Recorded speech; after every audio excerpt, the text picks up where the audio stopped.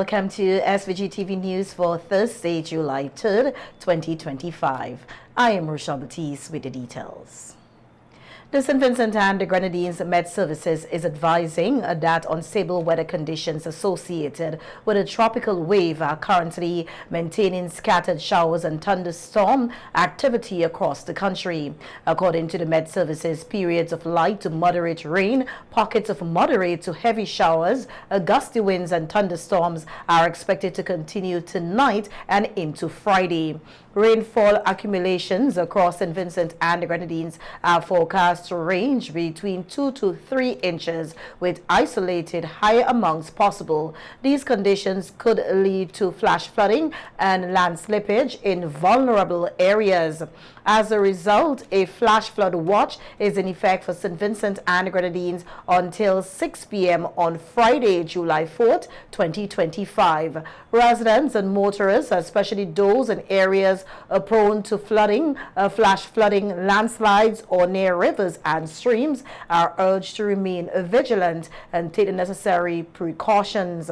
The Met Services added that showers and thunderstorm activity are expected to decrease by late Friday, although a few showers may linger across the islands over the weekend. A flash flood watch is issued when conditions are favorable for flooding and there is the potential for flash flooding during the watch period. The SVG Met Services says this watch may be upgraded to a warning if conditions worsen. And Prime Minister Dr. Ralph Gonsalves has announced that the Hurricane Beryl Income Support Program will be extended through July, with a strong possibility of further extension into August. Speaking on radio yesterday, the Prime Minister stated that the income support is being financed by a range of funding agencies. Approximately 5,000 eligible individuals are expected to benefit from the initiative, with each recipient receiving $600 EC. When this money is going to stop? Well, I told them last week. First we'll see, I said we'll take it to March. Then I'll see how the money goes. Because from the pot, there were a number of different things had to come from the pot. But this $600 per person is important. Definitely out of that pot, you will get it also for July. 5,000 and something, nearly 6,000. And then, I believe, I don't know 100% yet, I want to squeeze it to for August.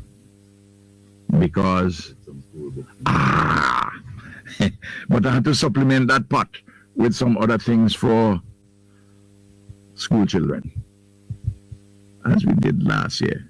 In addition to income support, the government is also providing production support for farmers and fishers, many of whom were affected by the passage of Hurricane Beryl. Prime Minister Gonsalves noted that efforts are ongoing to identify additional ways to assist those in the agriculture and fishery sectors, which are vital to the national economy. Farmers.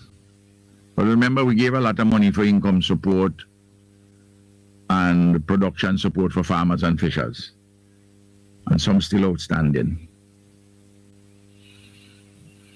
We make a big payout in December last year, but that was from a particular pot.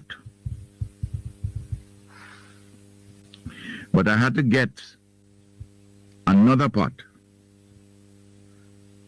to help those farmers who hadn't been addressed. Remember we paid our root farmers, we paid planting and banana farmers, we paid farmers generally and farm workers. Johnny P., overall in the country, is over 20,000 persons who have benefited directly from what we are doing in relation to Beryl, you know. The government continues to assess the full impact of Hurricane Beryl as it works to provide relief and recovery assistance to affected communities. And the government of St. Vincent and the Grenadines has reported an increase in capital expenditure as of the end of May 2025 when compared to the same period last year. This was also disclosed by Prime Minister Gonsalves on radio yesterday. Dr. Gonsalves described the development as a positive milestone for the country. capital expenditure for the 5 months, January the 1st to May 31st, is up 88%. And last year was a record year, you know. Last year was about $250 million. And this number, this time last year, it was 69 million. The end of May, now it's 131 million. He further noted that the increase in capital expenditure spans various sectors and is being felt across multiple constituencies. And this understates the extent, because not everything has come to account. Of course, not everything last year by the end of May had come to account. But if you say that, the more or less even half what didn't come to account last year, then, you know. So I'm giving you rough guides, trends. This year will also be another bumper year. Yeah, money. It's all over the country now. Capital expenditure typically refers to government investment in infrastructure, public services, and development projects, and is often seen as a key indicator of economic activity and growth. In other local news now, we hear that there have been renewed calls for improvements in the delivery of services within the tourism sector, with a particular focus on enhancing customer experience. These calls come amid efforts to raise the quality and standards of service across the industry. As part of Restaurant Week 2025, training sessions were held for chefs, bartenders, and other hospitality professionals to sharpen their skills and adapt to evolving customer expectations. The initiative is part of a broader strategy to strengthen the tourism product, which remains a critical pillar of the national economy. One of the participants, Lafayette Johnson of the Fig Tree Restaurant in Beckway, emphasized the vital role that customer service plays in the success of tourism-related businesses. Well, I think we are getting better. I think we need to recognize that every person that comes into your business place is a guest to your business place, and that you should treat them with respect and, smiling gently, making sure that the person that comes into your business place feels seen and recognized, and that you say with your body language and everything, that you say, we are happy you're here, even if it's only $5 they're spending. I think when we get that, when we realize that the guest is the one responsible for us to get a salary at the end of the month that you take home to help to support your family, that you understand that what you do impacts the overall health of the business. Johnson, who has operated her restaurant for nearly 8 years, said that innovation has been a key part of her approach to hospitality. I enjoy interacting with the persons. I enjoy showing off my skills in the bar or even in the kitchen, preparing something different and bringing it out for your guests and asking them, do you know what you're eating? And sometimes they would say something like, oh, this is potato, and I go, no, that's papaya, or that's soursop or something like that, and they had no clue that that is what they're eating. Or even just to give them breadfruit, and they were like, this is breadfruit, what does this look like? And you bring a breadfruit to show them, and they're like, wow, I love this, so. Restaurant Week 2025 was launched with the goal of promoting culinary excellence while also reinforcing professional standards in the hospitality sector. Organizers say that consistent training and customer-focused practices are essential if the region is to remain competitive in an increasingly discerning global travel market. Stakeholders are now urging similar initiatives to be extended beyond Restaurant Week and implemented year-round, particularly in rural areas and smaller islands where training opportunities are often limited. Police are investigating a killing which occurred sometime last evening in Gibson Corner. Reports are that a 22-year-old man of the said address turned himself into police after allegedly stating that he had killed his father. A check was made by the police, who discovered the body of a male inside a dwelling in Gibson Corner with what appeared to be chop wounds. The young man who reported the incident is said to be in police custody, assisting with the investigation. We will bring you more on this story as further information comes to hand.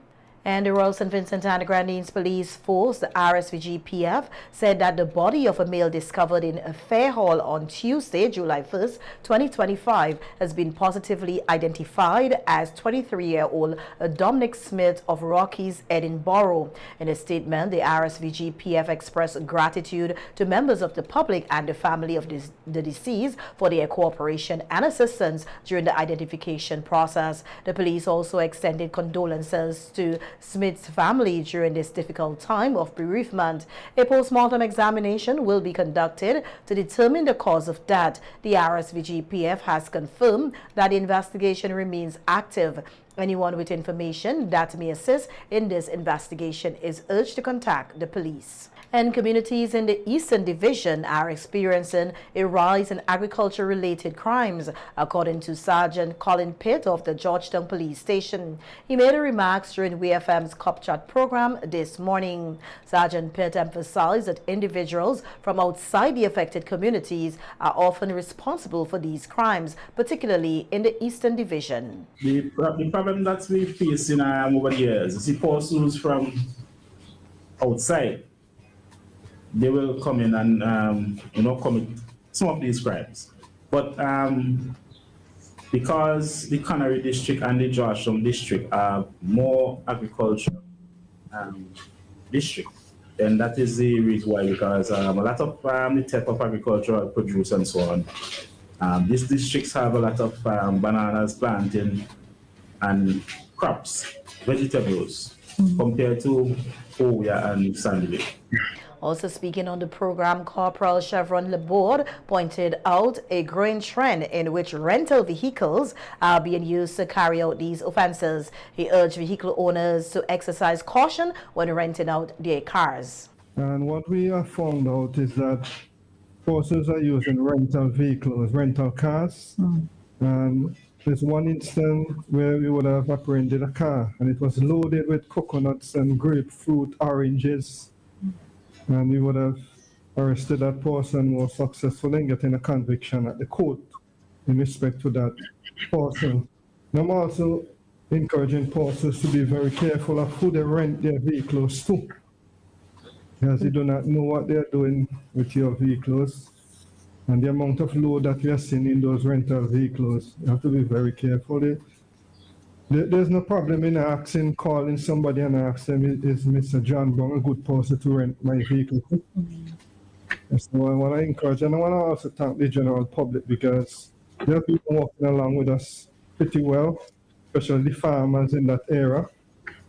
We have had instances where farmers would call us and inform us, okay, I see this vehicle going up in that area. And when we respond, we would have been able to apprehend, in some instances, the vehicle and with producing in that vehicle and being able to take that person to court and getting a conviction. Sergeant Pitt further noted that the Royal St. Vincent and the Grenadines Police Force has taken several precautionary measures to tackle these agricultural crimes and improve security in rural areas. Well, what we do is regular patrols and the community outreach, because we go out in the community and have conversation with the farmers or any person, because based on whatever information we get, then we tend to put that into practice. So we do community outreach to help us with certain information. Yes, this happens such we stepped up that a bit. And what we're doing now is instead of focusing on one special time, kind of stagger the time, so that we'll be able to throw up the perpetrators. So instead of looking at us, let's say 10 o'clock or 10 a.m. every day, going at different intervals. The SVG-PF continues to encourage members of the public to report suspicious activity and work with law enforcement to protect livelihoods, especially those of farmers and small-scale producers.